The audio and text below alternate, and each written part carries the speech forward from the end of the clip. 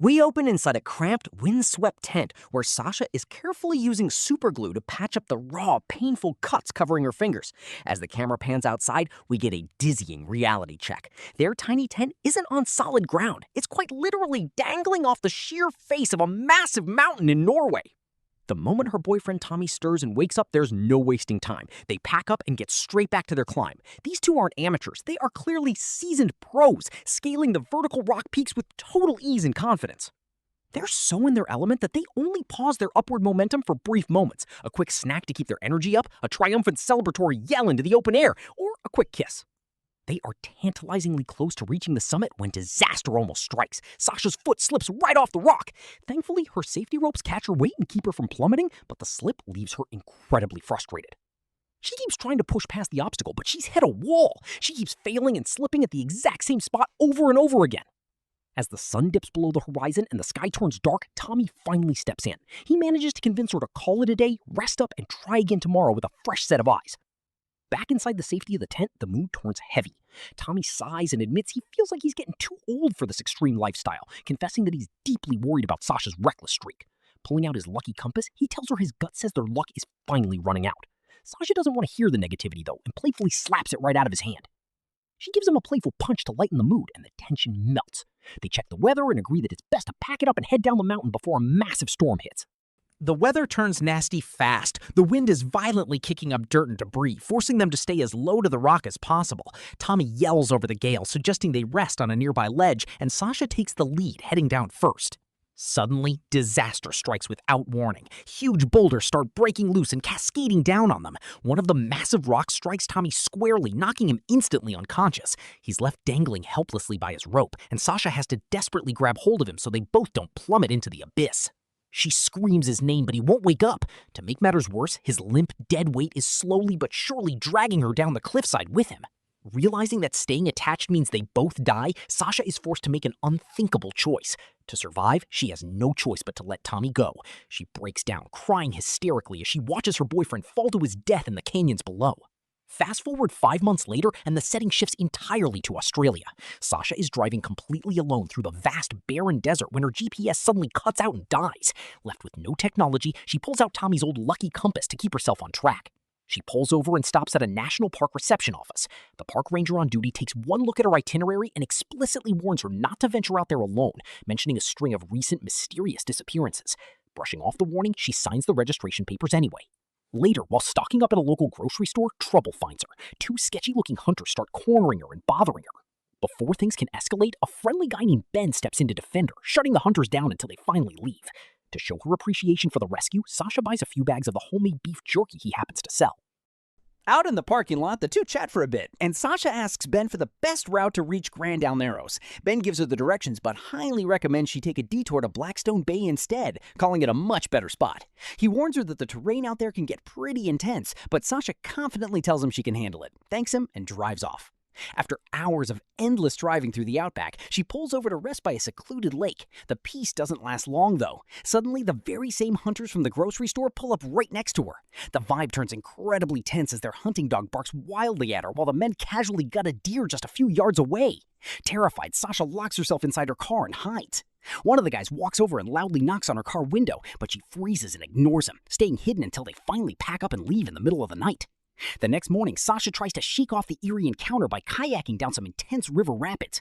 The current is incredibly rough and unforgiving, but she handles the water like an absolute pro. She eventually reaches a massive waterfall. Knowing she can't ride it down, she tosses the kayak over the edge and jumps into the pool below. As she paddles further down the river, the atmosphere takes a dark turn. She is deeply disturbed to find the personal photos and belongings of missing campers eerily hanging from the trees like trophies. Shaken but trying to rationalize it, she sets up her camp for the evening, hangs her wet gear to dry, and sits down to eat some of Ben's jerky. When she wakes up the next morning, she steps outside her tent to a nightmare scenario. Absolutely all of her survival gear and clothes have vanished. To make matters worse, she discovers a live snake waiting for her inside her tent. Terrified, she rushes back to her kayak, paddles frantically down the river, and eventually spots an abandoned boat sitting near a trail on the shoreline. Following the footpath away from the boat, she stumbles upon a well-stocked campsite, and there's Ben, who acts completely thrilled and surprised to see her. He immediately blames local wombats for stealing her gear and kindly offers to share his food with her. As they sit by the fire, Sasha looks at the packaging of the jerky and asks why he named it Genos. Ben's demeanor shifts slightly as he mentions it's his mother's name, before quickly changing the subject. Trying to keep things light, he takes her around the camp to show her how he ingeniously collects drinkable water from trees. He explains that he's originally from Britain and makes the trek out to this remote wilderness twice a week. Ben casually tries to read her, guessing that Sasha is out on this extreme kayaking trip to escape a bad breakup.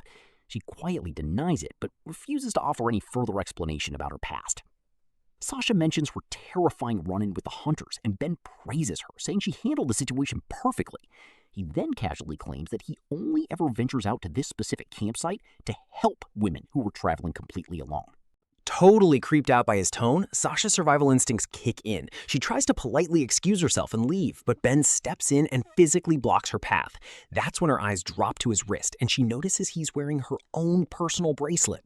Realizing the game is up, Ben's friendly facade completely drops. He calmly admits that he was the one who stole all her stuff, pulling her missing bag right out of his tent. He then grabs a heavy crossbow and a portable speaker, turns it on, and starts blasting upbeat music. Holding up her stolen phone, he gives her a twisted ultimatum. She has until the current song ends to run and get as far away from him as humanly possible. While Ben bizarrely starts dancing around the camp to the music, Sasha doesn't waste a single second. She bolts at full speed toward the river, throws herself into her kayak, and paddles for her life. The very second the music cuts out, the hunt is on. Sasha starts chasing her from the shoreline, tracking her pace. The chaotic river current suddenly pulls Sasha straight over a dangerous waterfall, flipping the kayak violently upside down.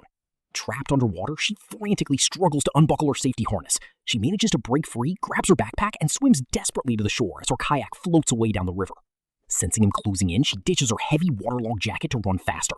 As she scrambles through the brush, she hears muffled voices and follows the sound, only to find a discarded phone playing a video. To her horror, the video shows Ben sadistically mocking a family he had trapped and killed. Suddenly, a sharp arrow whizzes past her head. She barely dodges it and ducks into the brush to hide. Ben suddenly appears on the ridge right above her, smiling. The high-stakes chase is back on as he pursues her through the woods, continuously firing lethal arrows at her back. One of the arrows grazes her leg, drawing blood, and another slams directly into her backpack, the force of the impact knocking her violently down a steep hill and sending her flying over a cliff straight into the rushing river below. The violent current drags her body through a narrow canyon, but using her strength, she manages to claw her way out into a calm pond located near the base of the waterfall. Catching her breath, she checks the dead family's phone she grabbed, but it's completely water-damaged and broken. She opens her bag and takes stock of her remaining resources, a small snack, some water, and a canister of pepper spray. She runs through the winding canyons looking for an escape route, but she hits a dead end with no exit. Left with no other choice, she taps into her mountain climbing skills and begins manually scaling the sheer rock wall. Reaching the top of the ridge, she looks down and spots Ben's motorized boat moored by the water. Suddenly, the chilling sound of Ben's hunting call echoes through the trees, and she sees him marching up the hill toward her. He stops, locking eyes with her, and just smiles a terrifying smile. Terrified, she drops right back down into the safety of the canyon to hide. Ben walks over and peeks right into her exact hiding spot, but miraculously, his eyes miss her in the shadows, and he turns around and leaves.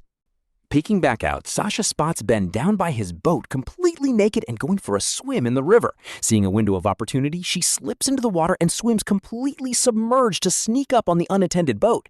She scrambles aboard and tries to furiously untie the mooring ropes, but they're knotted too tight. In her panic, she shifts her weight and accidentally steps right into a concealed, heavy-duty bear trap.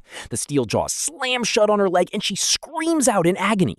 Hearing the scream, Ben rushes back out of the water, quickly throws his clothes on, and begins sadistically dragging Sasha back to the shore by pulling the bear trap's heavy iron chain. Screaming through the pain, Sasha waits until he's close enough and blasts him squarely in the face with her pepper spray. Blinded and screaming, Ben stumbles away to wash his burning eyes in the river. Sasha frantically tries to pull the chain loose from the trap, but it's completely stuck. She spots his crossbow and reaches for it, but Ben recovers just in time and violently yanks the chain, pulling her back. He aggressively forces her to drop the pepper spray. He finally frees her bloodied leg from the agonizing bear trap, but instead of letting her rest, he strings her up by her wrists from a tree branch, coldly telling her that this hunt is an ancient sacred ritual. As she hangs there helpless, he tauntingly tries to force-feed her wild fruit and bitter herbs. That night, a heavy rain begins to fall. Ben retreats into the dry comfort of his tent while Sasha is left hanging outside in the freezing downpour. From inside the tent, Ben starts rambling into the darkness, talking about how pain and ancient rituals are just a natural part of growing up. He goes deeper into his twisted philosophy, fascinatedly mentioning an indigenous tribe that intentionally files their teeth down into razor-sharp points. The next morning, he cuts her down, puts her in handcuffs, and ties her securely to the boat. He smiles and reveals that he did his homework on her, digging into her past online and knows all about how her boyfriend Tommy died in Norway. He looks at her knowingly, heavily implying that Sasha might have actually murdered Tommy to save herself. Distraught and angry, Sasha looks around and spots a heavy iron bar hidden under some loose ropes on the deck. She shifts her body and reaches desperately for the makeshift weapon, but Ben catches her in the act and ruthlessly shoves her right off the side of the boat. Without missing a beat, he starts paddling down the rough, churning river, sadistically dragging her handcuffed body through the rapids behind the boat by her binding chain. They finally make it to shore further down the river. Ben forces a climbing harness onto her, attaches a rope, and forces her down into a deep, pitch-black subterranean cavern. Inside the damp cave, Sasha's flashlight illuminates a horrific sight: 2 decomposing bodies hanging from the ceiling. Ben casually walks up behind her, explaining that certain tribes believe you must harvest and eat the liver of your prey in order to fully capture their inner spirit. He guides her deeper into the cave and proudly shows off the bodies of the dead children featured in the video she had watched earlier. Sasha's eyes travel to strips of dark flesh hanging on drying racks nearby. A horrific realization hits her. The beef jerky Ben sells to unsuspecting tourists is actually made from human meat. Overwhelmed by pure horror, she makes a desperate break for the cave exit, but Ben easily tackles her, drags her back into the depths of the cave, and strips the shoes right off her feet. Ben then reaches into his mouth and pulls out a set of cosmetic dentures, revealing that he has actually filed his real teeth into sharp, jagged points. He grabs her hand and violently forces her fingers into his mouth to make her feel them. Left alone for a brief moment while he prepares, Sasha frantically searches the cave floor and finds an old suitcase. Inside, she finds a disturbing old photograph of a baby Ben sitting with his mother.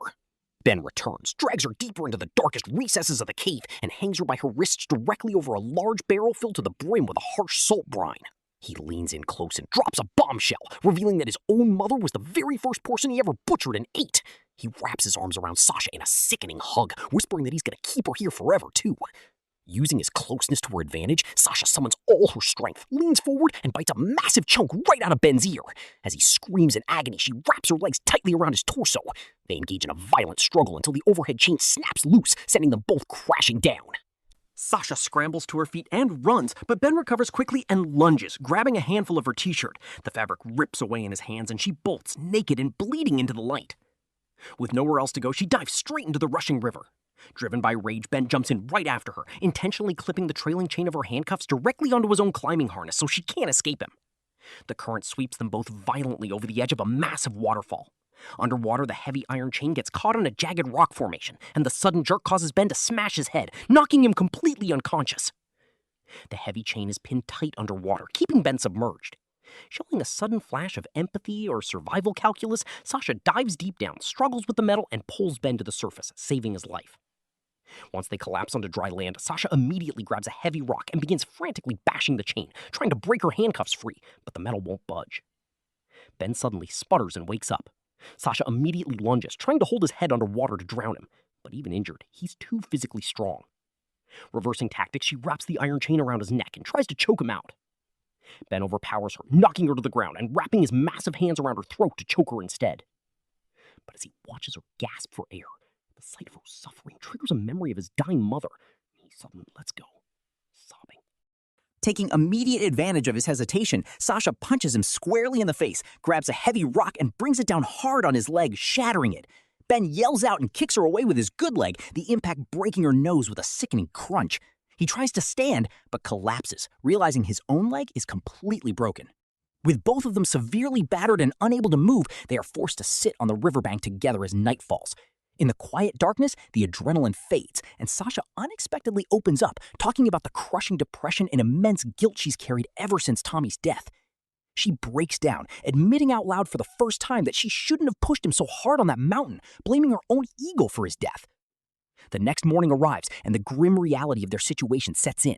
Ben's shattered leg has turned a horrific shade of black and is actively rotting.